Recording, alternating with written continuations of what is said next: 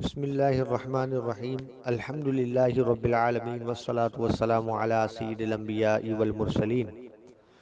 یہ جو ایک ساتھی نے ویڈیو بھیجا ہے اور پوچھا ہے کہ اس کا کیا معاملہ ہے، تو یہ ویڈیو مولوی الیاس گمن کے اسکینڈل سے متعلقہ ساجد خان مولوی جو ان کا ہے اس نے صفائی پیش کی ہے۔ تو اس میں جو صفائی پیش کی ہے اس میں بہت سارے دھوکے دیے ہیں۔ اولاً تو میں آپ کو یہ بتاؤں کہ مولوی الیاس گمن کے اوپر جو الزام لگا ہے یہ محض الزام اسی جانب سے نہیں ہے، یعنی اس کی بیوی کی جانب سے نہیں ہے۔ یہ مدرسے کی دیگر بھی جو طالبات ہیں ان کے والدین نے بھی شکایات اس طرح کی درج کروائی ہیں مدرسے میں۔ تو اس کی ریکارڈنگز جو ہے وہ کال ریکارڈنگز یوٹیوب وغیرہ پہ موجود ہے۔ اور اب دیکھا جائے تو دیوبندی مولوی یہ جو الیاس گمن ہے اس پر یہ سنگین الزام لگا ہے۔ تو اگر یہ الزام ثابت ہوتا ہے بالفرض تو تب بھی یہ مورد یہ جو ہے بہت سنگین معاملہ ہے، اور الزام ثابت نہیں بھی ہوتا تو لگانے والا جو الزام ہے وہ بھی دیوبندی ہی ہے، اور یہ کوئی چھوٹے موٹے دیوبندی کی بیٹی تو نہیں ہے۔ یہ خاتون جو جس کا نام سمیہ بتایا جاتا ہے یہ کوئی چھوٹا موٹے دیوبندی کی نہیں ہے، بڑا نامور دیوبندی ہے جس کی جو ہے یہ بیٹی ہے، یہ سابقہ بیوی ہے۔ اور الیاس گمن نے جو چونکہ اس کی جو صفائی پیش کی ہے تو اس کا جواب بھی خود دیوبندی مکتبہ فکر کے لوگوں نے دیا ہے، جو ایک اینکر کے سامنے صحافی کے سامنے بیٹھ کر جو ہے وہ جو اپنی صفائی پیش کی ہے، کچھ کارڈ مارٹ دکھائیں اور بتائے کہ اس کا بھی جواب دیا ہے لوگوں نے۔ بہرحال دیکھنا یہ کہ اس کے اندر جو یہ صفائی پیش کی اس میں بہت سارے دھوکے دیے ہیں۔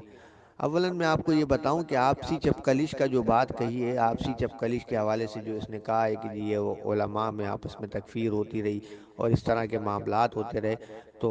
علماء ہی نے قاعدہ لکھا ہے کہ آپسی چپکلش جو ہوتی ہے یعنی کہ ہم عصر علماء کی جو رائے ہوتی ہے اپنے ہم عصر علماء کے بارے میں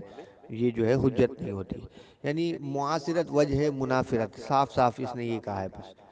تو اب جو ہے دیکھنا یہ ہے کہ جو یہ احمد لدھیانوی اور سلیم اللہ خان وغیرہ یہ آپسی چپکلش نہیں ہے،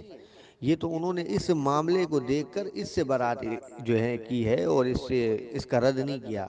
ہاں وہ جو دوسرے جنہوں نے رد کیے ہوئے وہ ایک الگ ہے، آپ اس کو آپسی چپکلش کہہ سکتے ہیں لیکن اس کو نہیں کہہ سکتے۔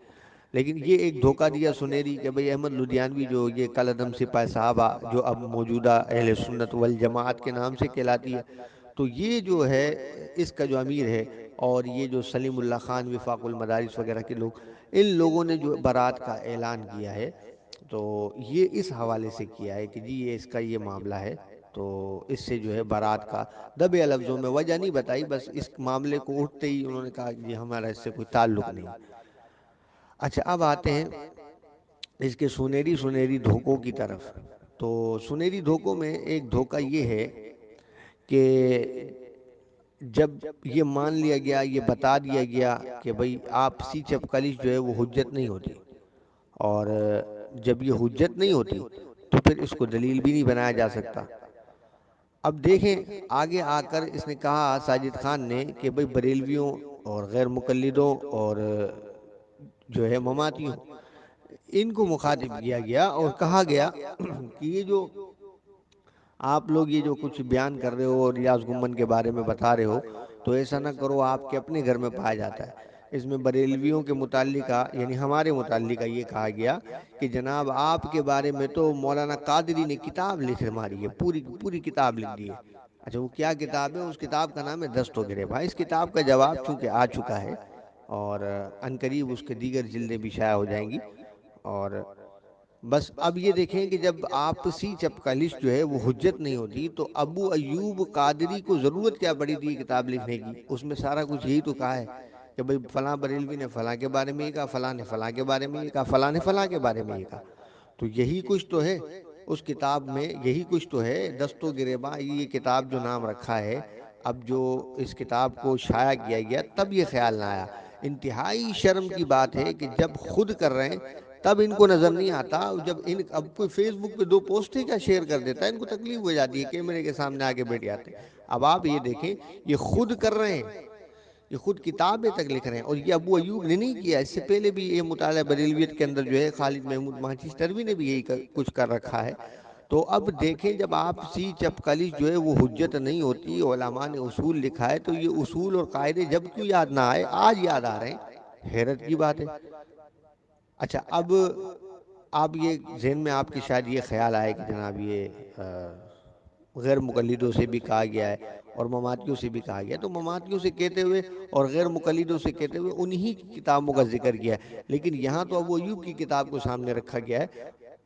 اور مزے کی بات اس کی اس تقریر سے ابو ایوب کی پوری کتاب کا مریا میٹ ہو جاتا ہے، رد ہو جاتا ہے۔ تو جس پر جو ہے دیوبندی اتراتے تھے، بڑا بل کھاتے تھے، بڑا جو اچھل کود کرتے تھے، وہ کتاب ہی جو ہے ردی کا ٹوکرا ہو گئی ہے۔ تو اب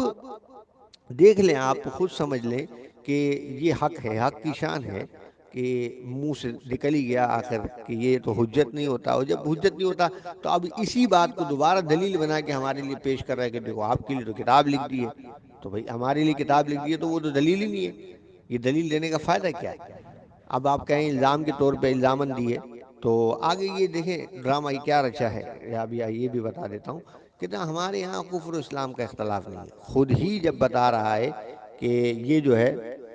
ملا علی قاری حنفی رحمۃ اللہ علیہ، محی الدین ابن عربی رحمۃ اللہ علیہ، اور دیگر جو بزرگوں کا نام لیا، تو یہ جو بزرگ ہیں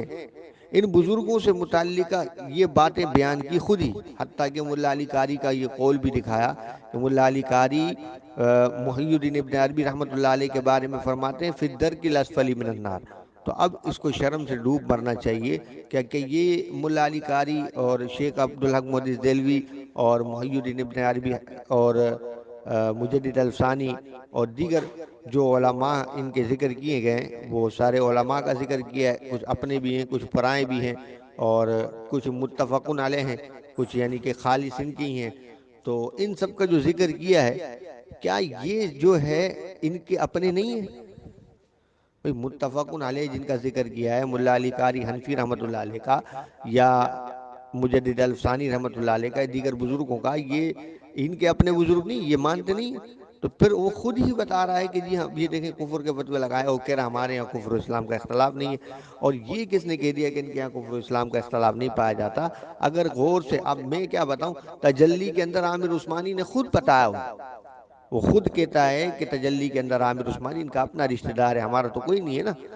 وہ ان کا اپنا رشتہ دار ہے، وہ یہ کہتا ہے کہ جی اگر دارالعلوم دیوبند کے اندر بغیر نام کے کہ کس کی عبارت ہے، عبارت بھیج دی جاتی ہے تو وہ کفر کا فتویٰ دے دیتے ہیں، اور اس طرح کے کئی اس نے ذکر کیے، اور ایسے کئی اور معاملات ہیں کہ کفر، آپ یہ خود دیکھ لیں کہ تقی عثمانی کا اس نے بیان کیا کہ وہ اس کے بارے میں کہا گیا کئی اور نے کہ سود، بینکاری کے سود کو حلال قرار دیتا ہے، تو اب سود کو حلال قرار دینے والا کیا ہوتا ہے، کون ہوتا ہے؟ اب آپ یہ بھی تو دیکھیں نا۔ تو بہرحال یہ ساری باتیں اپنی جگہ پہ، یہ چند دھوکے اس نے دیے ہیں اپنی تقریر کے اندر، اور بڑے مزے سے کہا کہ جی میں اپنی تنخواہ حلال کرنے کے لیے نہیں کر رہا، تو ٹھیک ہے آپ کی تنخواہ حلال کرنے کے لیے نہیں ہو رہا ہوگا، لیکن جن لوگوں سے آپ منسلک ہیں ان کی تو تنخواہ حلال ہو رہی ہے نا، ان کی تو تنخواہ حلال کرنے کے لیے آپ نے یہ بیڑا اٹھایا ہے، اور یہ آپ آ گئے بلا وجہ کا اپنا کیمرے کے سامنے، لیکن یہ دھوکے نہ دیتے نا، آپ صرف صفائی کر لیتے، اچھی بات ہے آپ اپنے گھر کے لوگوں کو سمجھائیں، جو بھی آپ نے سمجھانا ہے، الٹا سمجھائیں، سیدھا سمجھائیں، یہ آپ کا اپنا میٹر، لیکن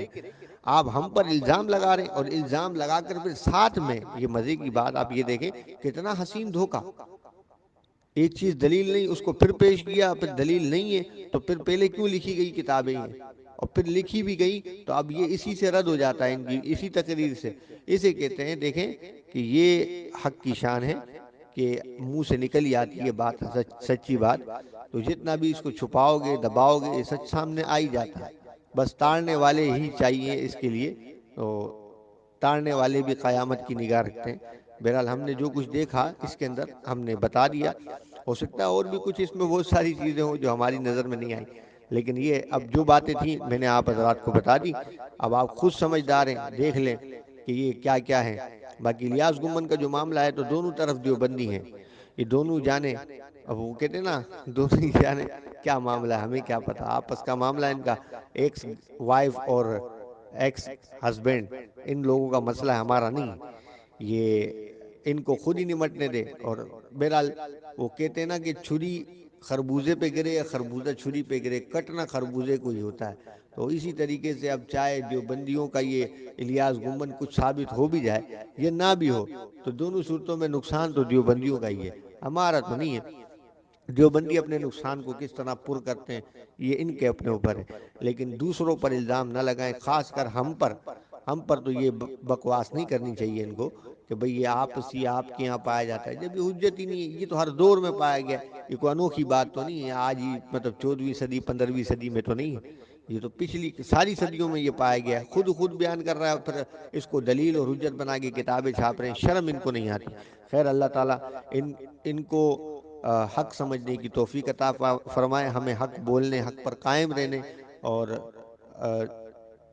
باطل سے بچنے کی جو ہے صلاحیت عطا فرمائے، ان کے ہیلے بہانے اور دھوکوں سے بچنے کی توفیق عطا فرمائے اور یہ صلاحیت عطا فرمائے۔ اللہ تعالیٰ آپ کا اور میرا حامی و ناصر ہو۔ اللہ حافظ۔